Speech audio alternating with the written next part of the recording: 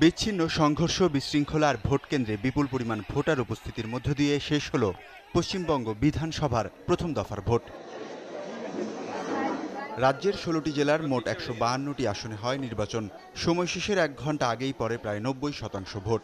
সবচেয়ে বেশি ভোট পড়ে শমশেরগঞ্জ আসনে, সেখানে ভোটদানের হার ৯৫%-এর বেশি। নন্দীগ্রামে ৯০% আর বহরমপুরে ৮৯%-এর বেশি ভোট পড়েছে। আগামী বুধবার দ্বিতীয় দফার ভোটে এর কাছাকাছি হার থাকলে পশ্চিমবঙ্গ ভেঙে দেবে ভোটদানে যাবতীয় সর্বভারতীয় নজির। সকাল থেকে সংঘর্ষের খবর আসতে থাকে মুর্শিদাবাদ থেকে। অস্থিতিশীলতার জন্য তৃণমূল কংগ্রেসকে দায়ী করেন বিরোধীরা। বীরভূমের দুবরাজপুরে কেন্দ্রীয় বাহিনীকে লক্ষ্য করে ছোড়া হয় ইটপাটকেল। আসানসোলে তৃণমূল কর্মীদের বিরুদ্ধে গাড়ি ভাঙচুরের অভিযোগ তোলেন বিজেপির অগ্নিমিত্রা পাল।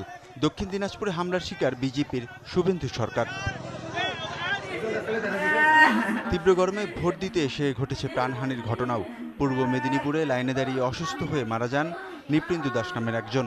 পশ্চিম মেদিনীপুরের কেশপুরে প্রাণ যায় ইশরাতন বিবির। মালদহে ভোট দিতে এসে মৃত্যু হয় প্রমীলা বাগদি নামের এক নারীর। এছাড়াও বীরভূম আর কাণ্ডরুন থেকে এসেছে অসুস্থ হয়ে ভোটারের মৃত্যুর খবর। ২৯ এপ্রিল পশ্চিমবঙ্গে দ্বিতীয় দফায় ভোট হবে ১৪২ আসনে। ৪ মে ভোট গণনা শেষে প্রকাশ করা হবে ফল। নির্বাচন ঘিরে রাজ্য জুড়ে জোরদার থাকবে নিরাপত্তা। ওয়ালিউল্লাহ ফারুক, চ্যানেল 24।